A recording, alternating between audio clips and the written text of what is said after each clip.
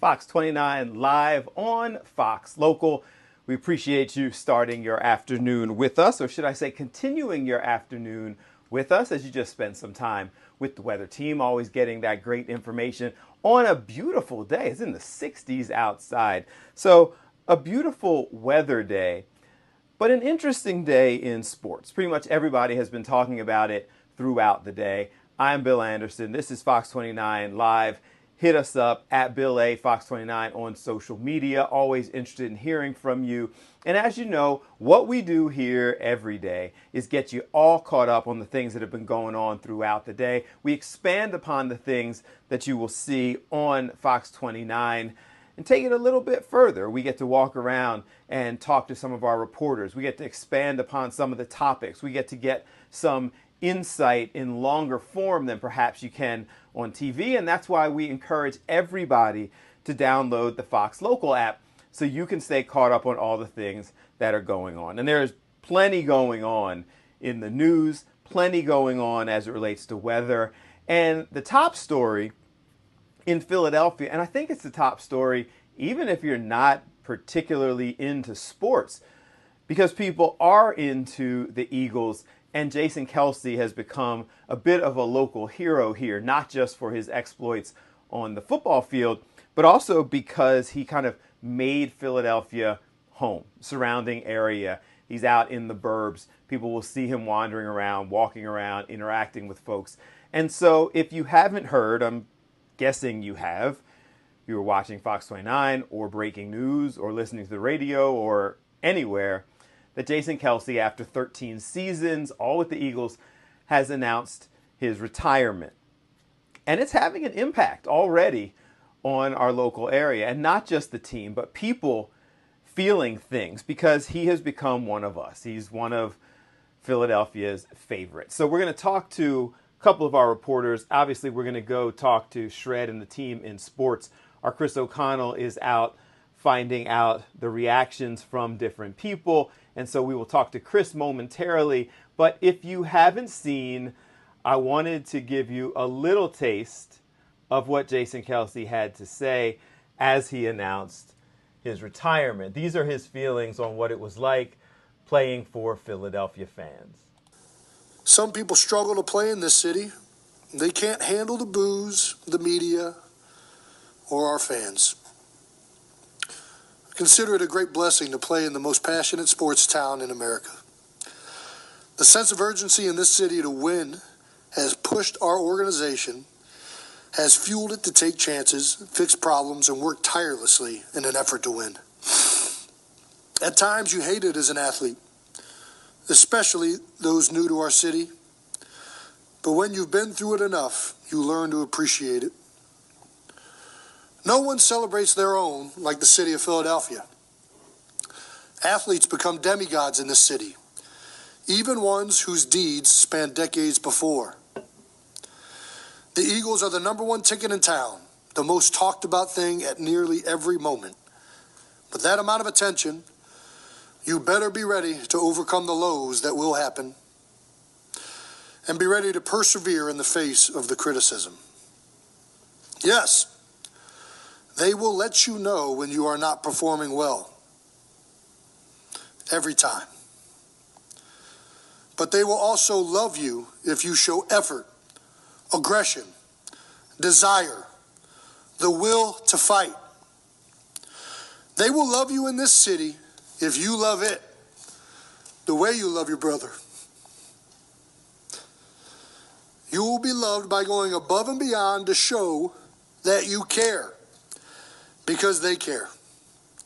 They've been caring for generations in this town about this team, and they aren't about to accept a bunch of excuses and soft-ass nonsense representing the name on the front of the jersey, something they've invested their entire lives in. If you don't like what the fans and media are saying as a player, it's very easy. Love them, treat them like your brothers, and go out and play your balls off. Wear your heart on your sleeve, and I guarantee you change those narratives. And a slight apology, I guess, for some of the language that Jason Kelce used. A lot of people were talking about the emotion and the passion involved in his statement. But guys, honestly, that's him. So you apologize for the language, but again, that is Jason Kelce. Now, our Chris O'Connell is out and about and is talking to folks, kind of getting some feedback. That's what he's going to be focusing on for his story.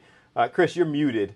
If we could unmute and then get a little feedback from you. How are you, my friend? Appreciate you doing this.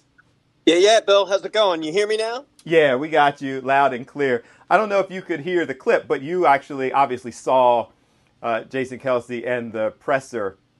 And it was interesting because there were some people who were kind of looking at the language that he chose to use, and then other people were just like, that's just him. Yeah, that is just him. I think he speaks to the city of Philadelphia. He lives in Delco. And you know what? It's just kind of the way he is. That's the way he talked. A little spicy language from, I think a lot of people are a little shocked to hear it, especially since it was being broadcast. But that's Jason Kelce. I think he wouldn't have it any other way.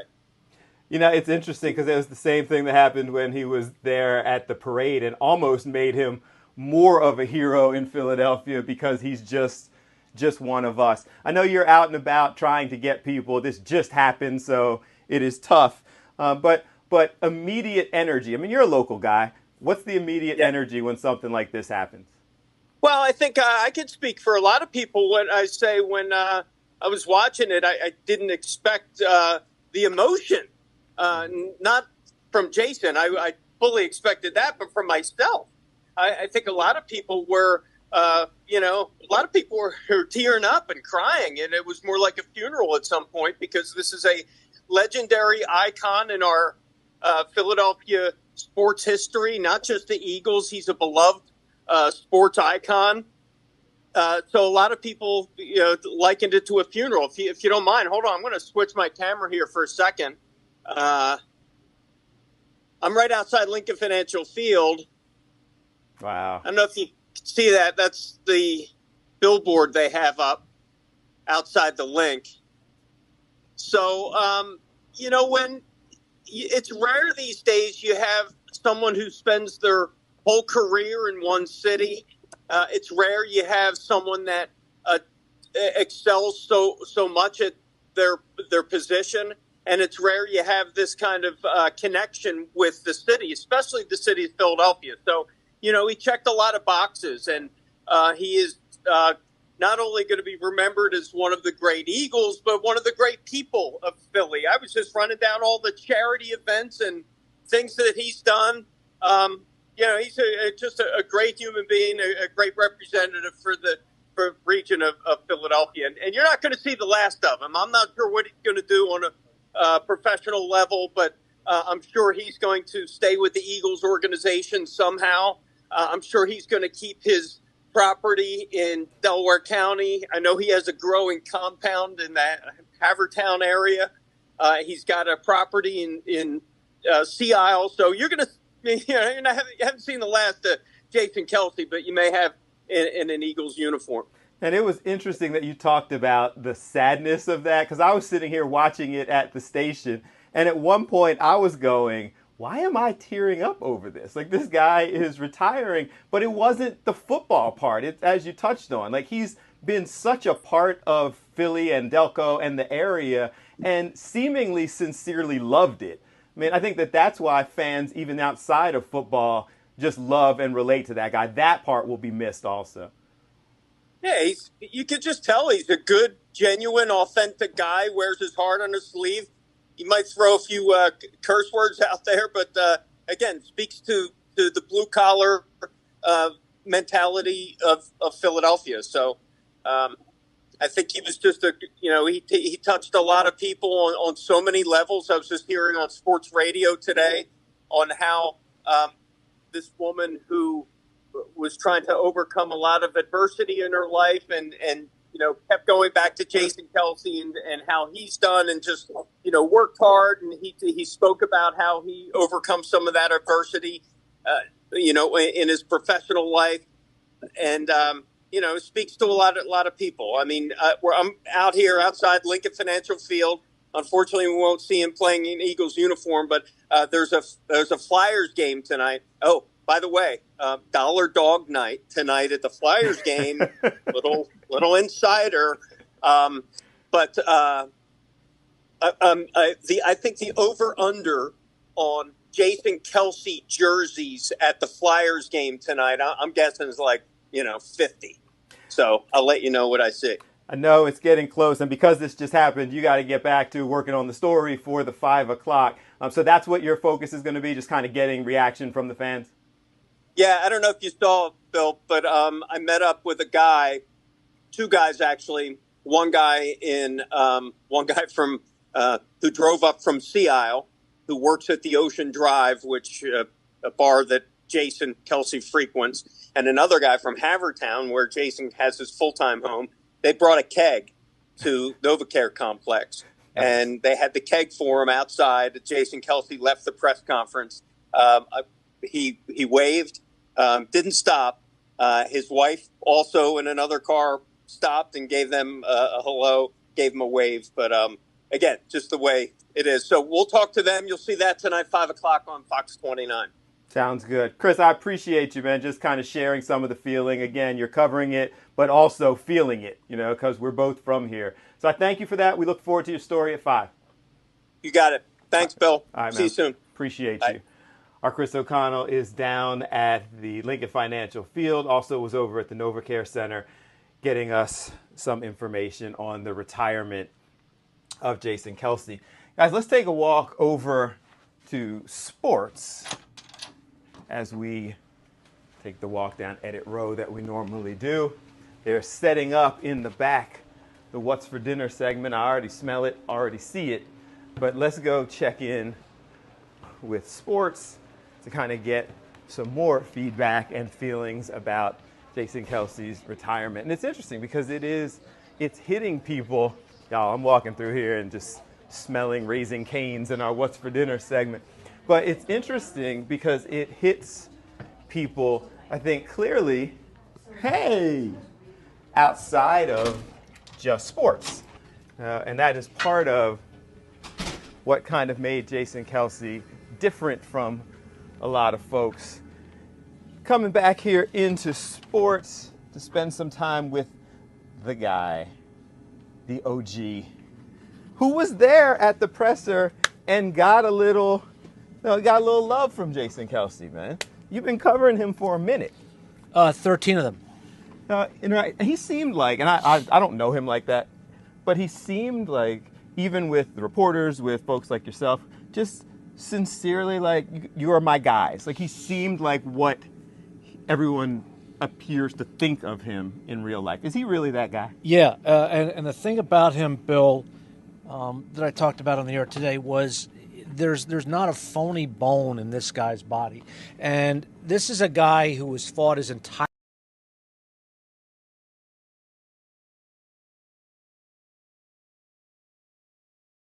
without a scholarship at Cincinnati as a fullback, was converted, came here as a 6th-round pick, number 191 overall, with an offensive line coach named Howard Mudd, and later Jeff Stoutland. Jason gave most of the credit to him today.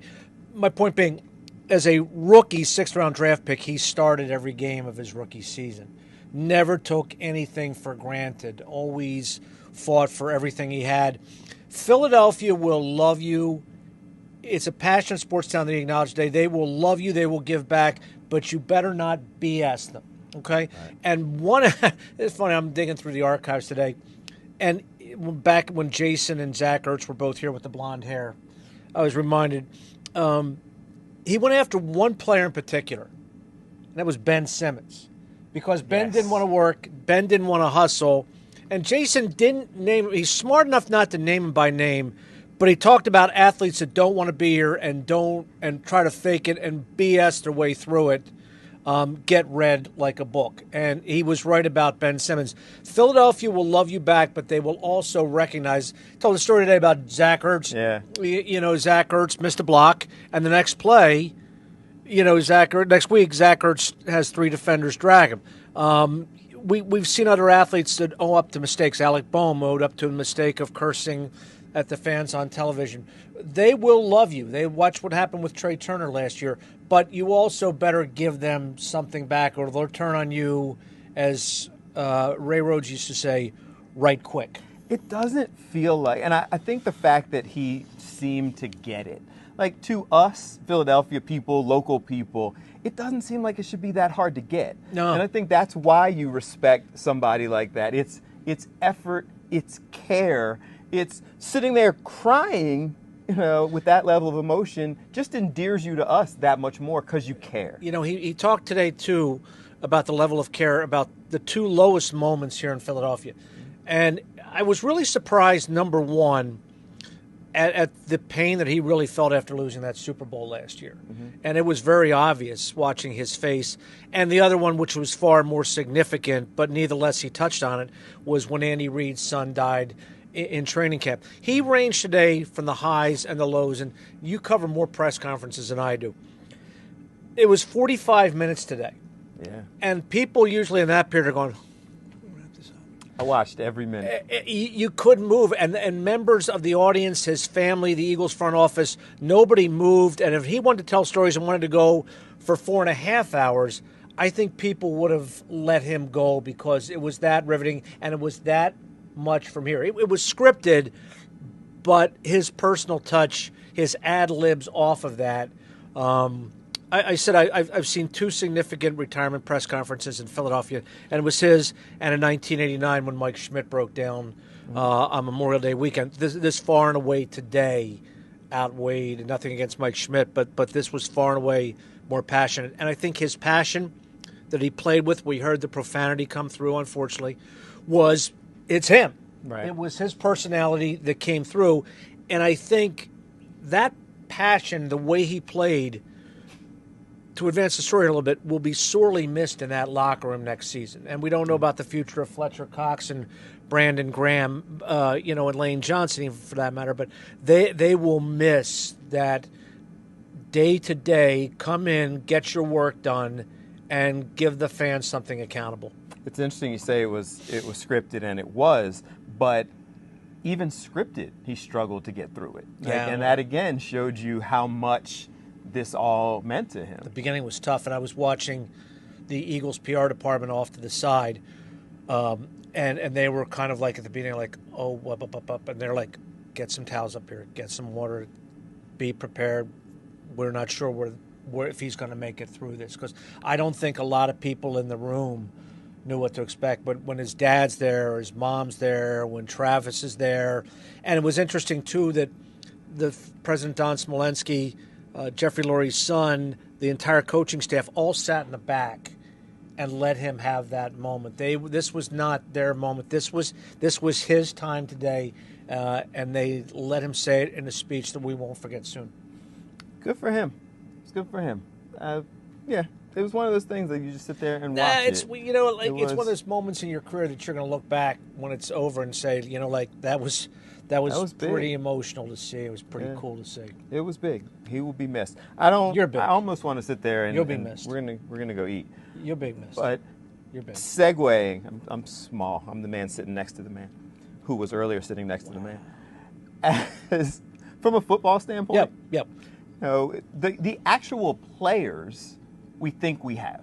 Mm-hmm. Like Cam Jurgens has been getting ready for the position for a couple of years. Yep, and he was groomed. And so you feel like you have your next center. Do you have your next heart and soul of the team? That's the question. And we don't. If you're gonna ask me right now at 4:15 on Monday the 4th, will Fletcher Cox be here next year? I would say no. Mm-hmm. I don't think Brandon. I think Brandon Graham will be here. I think Lane Johnson will be here. But you have a locker room void. You have a void at guard now with Cam Jurgens moving to center. But you have a locker room void, and a lot was made about Jalen Hurts' leadership. And especially if Fletcher retires, Bill, there's still veterans on this team.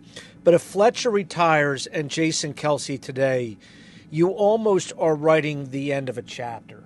It's the end of a chapter, and it's time to turn the page, really, from that Super Bowl team in 18 and the Doug Peterson years and those Andy Reid years. That's really, that chapter is really gone, and this really now does become the Jalen Hurts, it's the Devontae Smiths, it's the Georgia crop that you've drafted. It is really the Young Bucks team.